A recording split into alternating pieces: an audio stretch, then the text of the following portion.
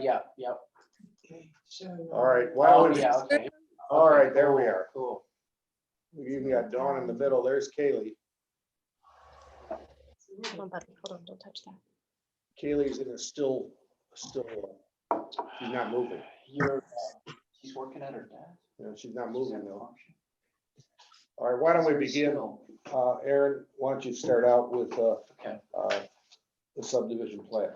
Right, so we had a, oh, no, the 7A, that's Suzanne, on the Waterway Hills.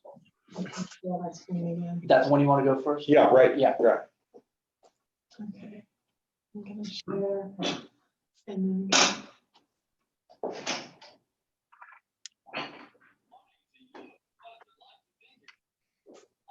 Okay, this is the subdivision pods, 6B and 6B of Waterway Hills. Can you guys hear me okay? I can hear you. I'm pretty far Yep. up. No. A little bit. This subdivision is located off of the Waterways Hills Parkway that was approved at the last planning commission meeting. And it creates 91 lots of record, 6 common space lots, and 3 private lots, 3 private rights of way called Majestic Circle, Carolina Skyway, and Sea Cap Court. This all corresponds to the previously approved amendments for the PDD. And everything is almost in conformance with all the city standards. Right now, there's an issue with a grading permit on the previous plat, and Public Works is reviewing the construction plans for the plat that you guys approved to get them their grading permit, but they don't want to approve this plat until that grading permit has been issued. So hopefully we should have an update on that for tonight's meeting. But there are some other things for you guys to consider about the trees, as we've noted, and I've included those in the packet. This is the exhibit that was provided by the engineer, this page, and it shows all the trees within infrastructure to be saved. There's 11, and then trees within infrastructure to be removed. It's 7. But I'm going to go to the next page because this sort of zooms in and it shows you where I believe BZA has approved a lot of trees to be removed in the private lots, but it also shows the infrastructure trees that are in question on this, and it shows you the proposed street trees for the plat. What was that number again? How many removed and how many saved? It is 7 trees within infrastructure to be saved or to be removed, and 11 within infrastructure to be saved. And most of the ones to be saved, they're on further over to the right side of the plat where the detention or the ponds are for the stormwater. They're not really well, there's 1 to be saved. Can you see that? Yes. There? Yeah. And then some over here and within the right of way. So it's not a clear cut type of thing. They are going to try and save as many as possible. They're saving 11. Okay. So, Well, we'd like to It's right save up them here. all, yeah, but right up here, Harvey. Yeah. It's hard to see. But that's the box. as long as we're talking about this plat, Harry and I think of the current members, attended a workshop, about 2 months ago, at least maybe 3, talking about stormwater retention and how it is advantageous to have some plants and so on around the retention ponds to help reduce flooding and also to keep the retention ponds clean. I realize we don't have an ordinance currently that requires that, and I've asked Aaron to take a look at drafting an ordinance in the future for saying developers have to put plants, native plants, around retention ponds. But in the meanwhile, I personally would like to at least hope that the developer would consider this, because to me, it's extremely worthwhile based upon what we learned at the workshop. Harry, you want to chime in at all on this? Oh, yeah. They said that helped with the erosion around the bank. Native plants filter out the water. So yeah, I mean, it would be advantageous to try to do something to make them try to keep with, I guess they call it best management practices would be the term that they would use. Best management practices around ponds and riparian areas. I certainly would recommend at least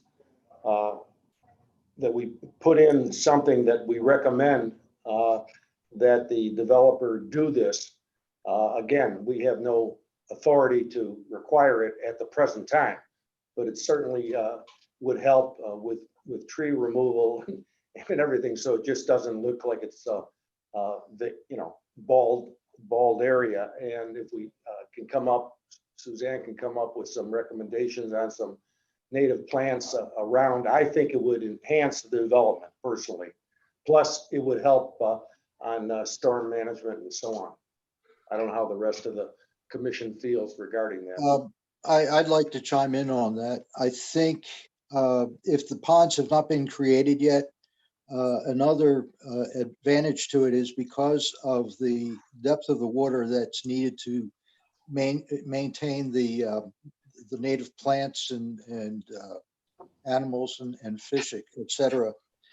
The way the pond is shaped, it is contoured. It'll go deep, obviously, in the center, but it'll come up much further out from the bank, and then a shallow area to where it creates the bank. If you can imagine what I'm trying to say.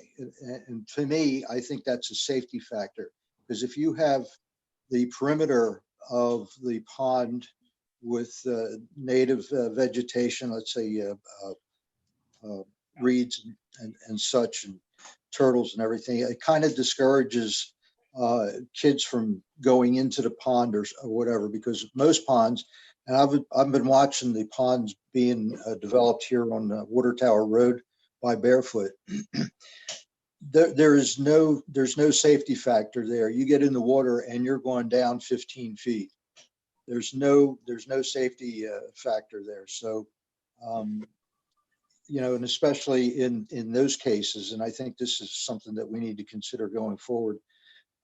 Those ponds are so close to the road. If somebody was wild enough to leave the road and get into the pond, there's no telling that they did that, other than maybe some skid marks and tore up grass or something. Once you hit the water, you're down in there deep, because the contour is so steep. So,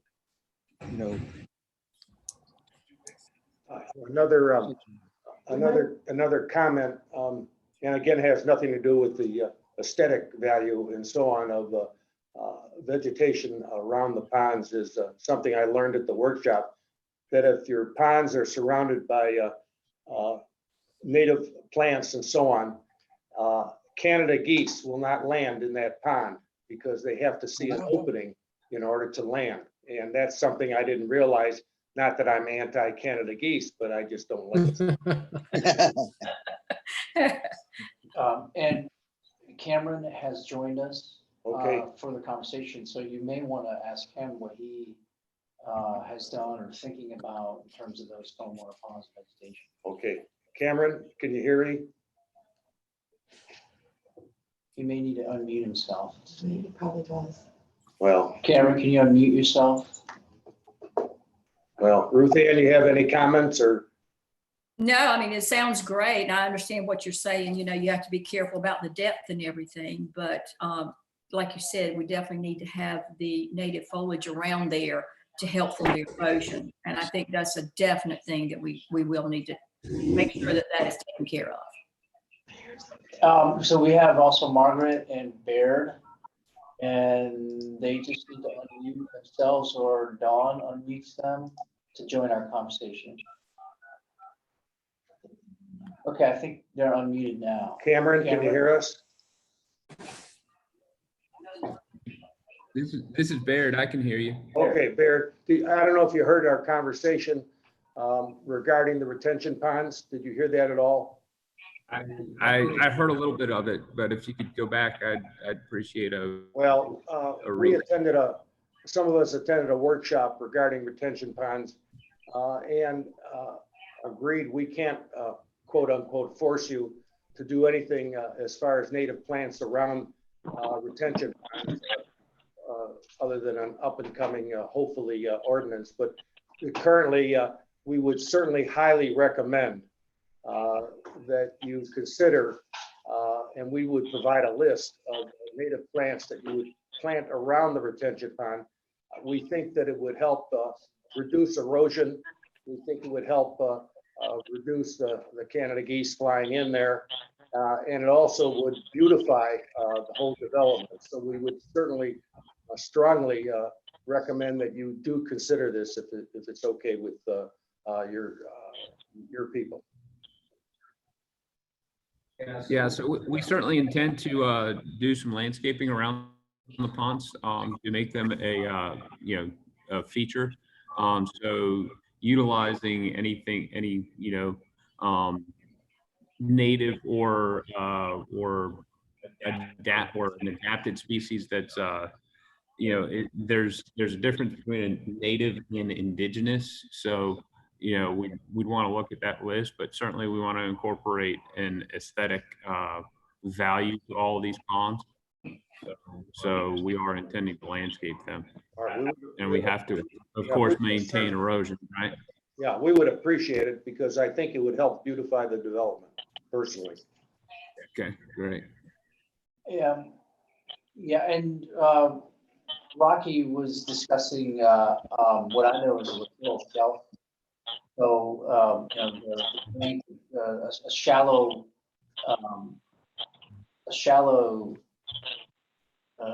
piece of land that was slightly would extend out about 3 feet. Yeah, Aaron, I would consider that a shelf, a shallow water shelf before it goes deep, to help the water vegetation, take hold, because there's some wetlands vegetation that could take hold along the bank to cease or stop the erosion. I believe also, I think it's just temporary. The stormwater ponds Yeah. as submitted. Yeah. Oh, yeah. And Cameron may want to, the one, what of these stormwater ponds are more temporary? It seemed like what we're looking, we're going to be more. All three of the stormwater ponds are necessary for the future development. They'll remain in place. However, their entire capacity is not utilized until future phases come online. Okay. I see. Okay. All right. Well, anyhow, it's Rocky was referring to a littoral shelf, and it's twofold. Right. It's a safety mechanism to prevent drowning from young children. It's also a good spot where submergent plants can take hold and grow, thereby enhancing the overall pond itself. Now those littoral shelves are not required by our Public Works Department. It's something that they would have to look at and agree to, and if ever further enough, go to code on that. But so far, they're not there yet. Well, it may be something we can take or the planning commission can take a look at with Public Works in conjunction with the vegetation. Yes. It could be all encompassing. Yeah, I agree with that. That would be the way to go. Okay. Personally. I guess, Cameron, my next question would be, I know the planning commission is really opposed to too much cutting of trees. Where are we regarding that? And I realize that we've seen some trees that are going to be saved and some trees that have to be cut because of Public Works and so on. But our hope is that really the subdivision looks fine as far as I'm concerned, other than I just want to make sure we don't go in and clear cut and then put in a little sapling, if you know what I'm talking about. Sure. I believe in both our efforts with zoning board of appeals and now with you all, we've made an effort to not only save the large diameter trees that we can, those that are in open spaces and even those in some of the residential lots themselves, but we've also mitigated, cumulatively more than is required with the street trees alone. We're not talking about the buffer plantings and those additional common area plantings, which would even be above and beyond the mitigation requirement. Mhm. Mhm. Any of the other commissioners want to chime in on anything dealing with these two issues? The retention ponds and or the trees? I'm good. This is Callie. So Cameron, are we saying that what we're seeing here on the screen right now, those trees are still there, or have all the lot trees on the net on page 14 of the slide, have those been all cut already, the red ones? The lot trees identified, I don't know exactly sure what's on the next sheet. Scroll down to 14 for me. The ones that are Thank you. identified in green on the lots themselves, you'll see lot 16, for example, lot number 9. Those are the ones that we're able to save with some grading revisions. Unfortunately, the others fall generally in the building footprint. So in our presentation to Zoning Board of Appeals, we demonstrated, the ability to save the ones that we could and then rationalize the reasons why the ones shown on the rest of the lots just weren't savable. Once you take out 50% of the canopy, we can't keep them alive.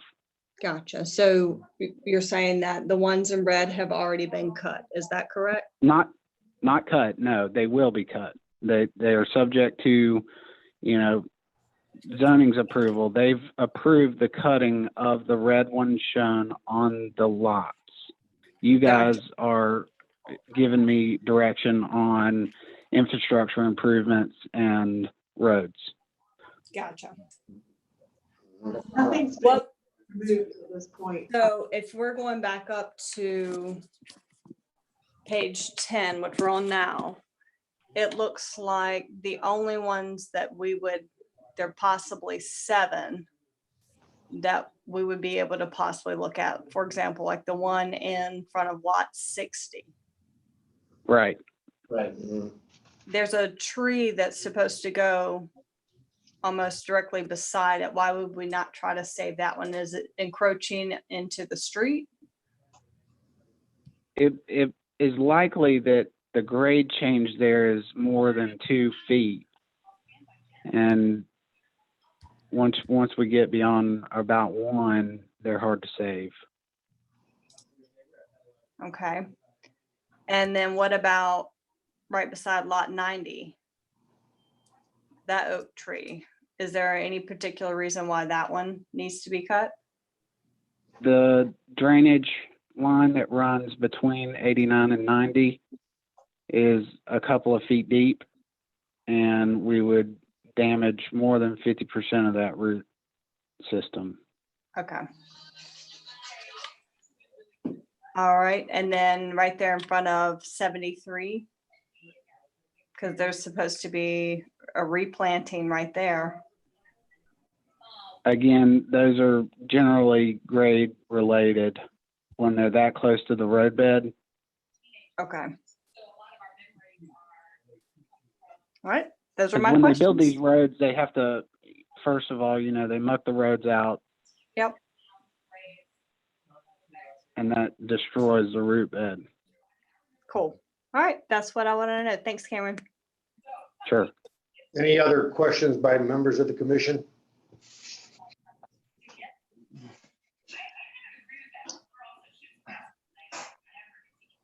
No other questions? Nope. Okay, and tonight at 5 o'clock, we'll be voting on this, and unless there's something that I'm not aware of, it looks like you'll have a favorable approach to it. I just, There think- was, I'm I'm sorry. sorry. I'm sorry, Chairman. This is Callie. There was something in the minutes that I thought needed to be addressed from last, so I feel like it needs to be changed. There was something about 7A. It had said that city staff had advised the commission to review the trees, and that was based off of the Waterway Hills development, the Grand Dunes thing. We looked at it, but there was nothing we could do because those trees have already been cut. It was So, That was that Spine Road, wasn't that? yeah, that was the 7 old business. Let's see. Right. Just want to clarify that we had no input on that whatsoever because they had already been cut at that point. It was almost like we didn't even have to bring it to our attention because it already was a done deal. Is that? Correct.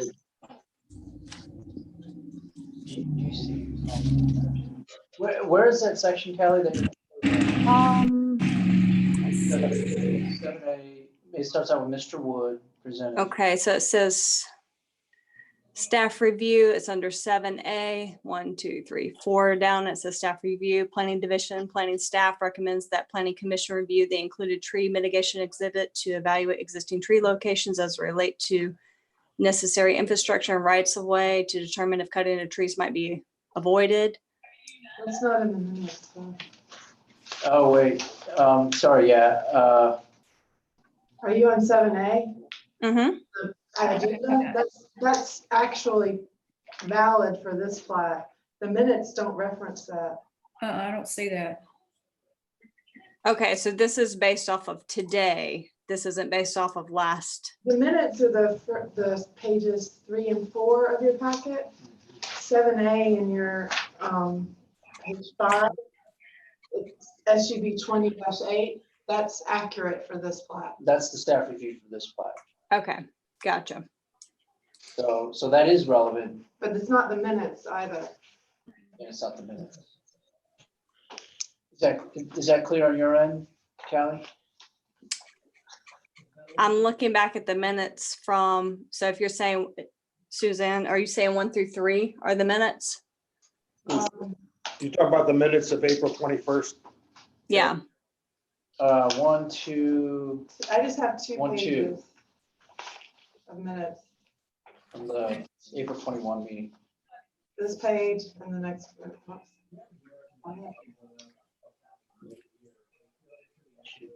There. okay, so 3 and 4.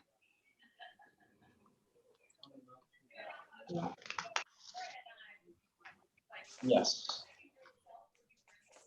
I'm somewhat confused, I guess. So. Okay, so I think somewhere in the minutes, we need to write that it was brought to our attention that there was nothing that we could do. We were advised to look over the Spine Road for that development. And then there was no reason to, because those trees have already been cut. You can make that an addendum to the minutes, because you can't change the minutes because that's actually what happened. But after the fact, we can add something as an addendum to the minutes if you want. Perfect. Thank you, Rocky. Mhm. Minutes haven't been approved at this point. Yeah, now's the time to raise that, I think. Yeah, we don't need an addendum, we just, because you're right, the minutes have not been approved, they won't be approved till tonight.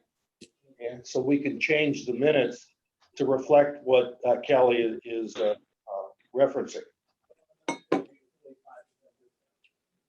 Yeah. But I think her comment comes after the fact. I don't think that was really discussed about that plat, or at least it wasn't mentioned according to the minutes. So, According to the minutes, it wasn't discussed, but I very distinctly remember us discussing it. And then towards the end of this discussion, it was, Yeah. there was no reason. We were told this is just pretty much for paperwork because the yeah, trees have already been cut. I Yeah, remember that. Okay, well, we can always change or correct the minutes. That's all. Yeah, let us go back and do that before tonight's meeting. Yeah, And yes, it's true, those trees that were marked in red on the spine road plat had already been removed. However, the image below that did show the street trees that will be planted along the spine road, that was accurate. And so, I mean, you know, it was too late on one, and then the other was more informational about the street trees coming. I think we had, and I'm going back a few years now, but I remember I got myself into trouble because I called out a developer who had started to do some construction prior to approval being granted on the construction, if I remember correctly. And I called out the developer, and developer got very upset with me and wrote a letter, et cetera, but it bothered me that things are done prior to the planning department having, whether we agree or disagree, having some input. If it's after the fact, then it really doesn't even have, I mean, if it's after the fact, we should at least be noted originally that it's after the fact, and we should admonish the particular developer saying you had no right to go ahead with this until we approved or disapproved it. And that's a concern I think we all have. And it's a matter of expediency, I guess. The developer wants to move ahead on things, and sometimes we don't meet often about some things, but we have to make sure that we at least have a say, whether we agree or disagree on any of these things. And the spine road may have been an example. Well, there's a mischaracterization in this example because planning commission did approve that in December of 2017. Okay, but nothing about the trees, or was it No, just? it was included. It was included. In 2017. Right. Okay, all right, then So there's that aspect. Okay. Because this is kind of unique. We're bringing it back as an update essentially to a previously approved plan that had already weighed in on those trees. And so this round, it showed like those trees were there, but they've already gone, but it was already determined prior. Okay, then It's probably my fault because I didn't realize how many of the trees had already been removed. Right. then it's imperative that we as commission members get notice that this has already been approved Yes. in 2017. Right. Well, that was in the staff report. Yeah. Yeah, I realize, and I probably Might have to say. overread it or didn't see it in this context. So, Sure. Any other questions regarding what we're on right now? I have just a question for clarity purposes. Right. How do you, so if Baird and Margaret and Cameron, if they're willing to provide the vegetation that you're looking for, or the type of vegetation you're looking for around the stormwater ponds, and even a littoral shelf possibly, how do you want to see that? Do you want to see how they might, do you want like a quick typical maybe that they would present to you tonight so that you can lay some eyes on it? I mean, right now, I don't know how much we would be able to enforce what you're looking for with the discussion had so far. Well, it seems to me that we don't have the enforcement rules or ordinance, et cetera. Knowing that. Sure. And therefore, we would just recommend hopefully in passing this, and that in the future, we would hopefully have an ordinance to that. But again, we hope that Cameron strongly recommend it. right. And we hope that Cameron and the developers understand that this is, what we're asking is not contingent upon the passing or not passing of this. I think it's just something that we would like to see. And we think it would enhance everything. And it to be honest with you, it makes sense. That's all I'm saying. Yeah, Okay, that helps. Okay. I agree. That helps. Yeah. All right. Anything else? Any other discussion on that one? Well, we do have a one that came this morning. Oh, the plat two, the second plat, plat? right. Yeah, let's discuss that. So if we're done on 7A, we'll move to 7B. So this is a major final plat to convert private right-of-way into public right-of-way involving a portion of Edge Drive. So you see the plat there in front of you. This is a community that's been around for a number of years, and this portion of Edge Drive was private. It was a private right-of-way. It was owned and maintained by the two homeowners associations in that neighborhood. They came to the city requesting that the private right-of-way be changed and converted over to a public right-of-way. They no longer wanted to own and maintain that portion of roadways. They deferred maintenance for a number of years, my understanding. So they've come to the city.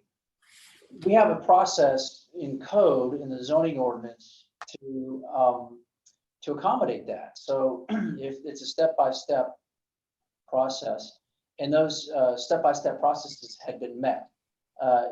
Public Works Director Kevin Blayton looked at the roadways. He determined what it would cost to bring them up to a better standard. That amount of money is going to be provided to the city today, or I think by the 8th, is it, in the report? Prior to recording the plat. In addition, the city attorney was brought in, has determined that those two parties representing the homeowners can speak on behalf of the homeowners to do this. And furthermore, it was vetted by City Council last night as a resolution according to the requirements of the ordinance. And City Council approved the resolution to allow this conversion into the public realm of this roadway. So it's before you today, Planning Commission, to review and understand, but it needs your approval because it's a major plat. It's a major plat to create new right-of-way. In this case, it's public right-of-way. Fully endorsed by staff, fully endorsed by City Council. So basically, the city council, theoretically, they approved it, Yes. and now it comes back to us for approval. It's almost like it almost seems reversed, but Yeah. but it's a paper thing. Is that basically what it amounts It's to? more of a paper exercise Okay. to understand that all the checks and balances, all the I's, dotted, T's are crossed, and that's before you because it's a plat of right-of-way that needs to be considered. Okay, so if the commission approves this, Yes. does it go back to city council then? No. No. It's completed that process, in which case it would be recorded when we get the financial Right. portion submitted Right. in hand, and then it's recorded. We get a copy of the recorded plat back, and it's now accepted into the public So realm. it's just a paper approval, I guess, or disapproval. It's an important paper approval Okay. with you, Planning Commission. It would look very bad if we disapproved it. The council If it- already- Well, I don't mean we should, but I'm just, look, frankly, there's no reason to disapprove it, no, right. but it has to go tracked this way, All right. and it has to come to you because it is a major. No, I understand. I understand. Yeah. So, so I recommend that we not disapprove it. I agree. This is Ruth Ann. I agree with you on that one. Are there any other questions or comments about the workshop this morning? I'll just have to note that I'll have to recuse myself tonight on this one. So Okay, just wanted to make a note of that for everyone. all right, appreciate that. Any other comments or questions? Okay, see you at 5 o'clock. Thanks, everybody. Everybody have a great day. Okay. Bye. Be safe. Thanks. Don't forget the news login. Oh, yeah, there'll be a separate email coming